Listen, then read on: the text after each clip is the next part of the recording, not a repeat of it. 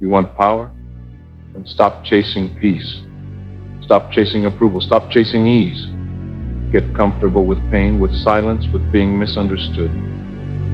Because that's the price of vision. They call you ruthless when you refuse to break.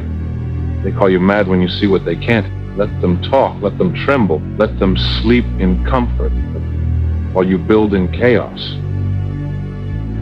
You think the world changes through balance? Balance is a myth told by the weak to feel safe. The real world belongs to the relentless, to those who are willing to destroy comfort and rebuild reality. Comfort doesn't build empires. It doesn't shatter systems. It doesn't rewrite fate. But discomfort does.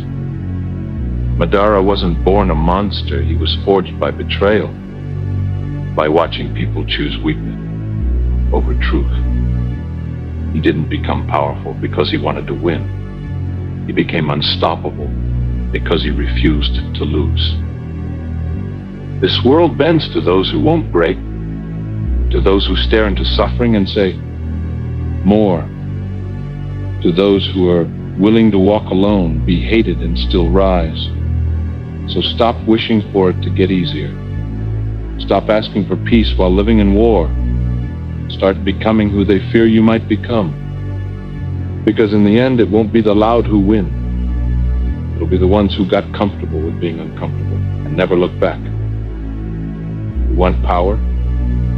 Then stop looking for shortcuts. Stop praying for mercy in a world that rewards the merciless. Comfort is the enemy. It's the warm blanket suffocating your potential. You've done enough.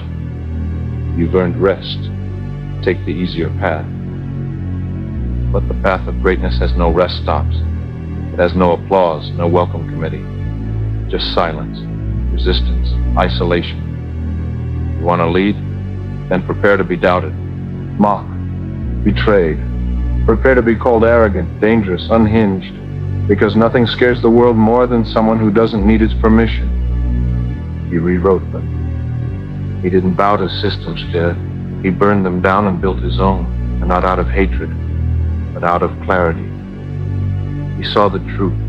Peace without power is illusion. Love without discipline is weakness. Dreams without sacrifice are fantasies.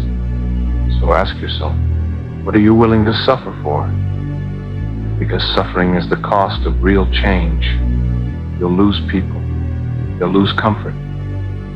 You might even lose who you used to be. But what you gain, unshakable resolve. Vision no one else sees. Power no one else can carry. That's why legends are rare. Most people trade purpose for popularity. But not you. You're here because something inside you refuses to settle. You feel it. That burn in your gut when you see the world sleepwalking through life. That hunger for more, not just for yourself, but to reshape the very fabric of reality. And you know the truth. This world doesn't need more comfort. It needs more courage, more fire, more people willing to stand alone. Eyes wide open, fists clenched, and say, I'll go first. So let them call you crazy. Let them laugh. Let them leave. You'll bury the old world with your bare hands if you have to. And when they return, when they see the empire you've built in the ashes, they'll ask how you did it. Tell them the truth. You got comfortable with being uncomfortable. You stopped chasing ease, and you started chasing inevitability. You didn't wait to be chosen. You became the force that couldn't be ignored, because that's what it takes. So rise, not once, so not twice, but forever. Rise every time they doubt you. Rise every time you fail. Rise until your name is a warning, until your presence feels like prophecy. And when it's over, when your work is done and the world has no choice but to respect it, let them wonder how you endured. But don't answer, because they wouldn't understand. They weren't there when the nights were long, or when your hands shook from exhaustion, when the silence screamed and no one clapped. They didn't see you bleeding beneath the armor.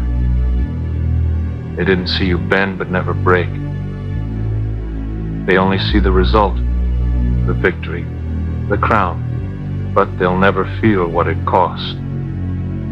And that's fine, because kings don't explain, they demonstrate. They don't beg for approval, they command respect.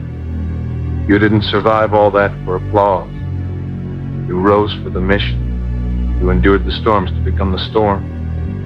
So now, you walk different. You speak different.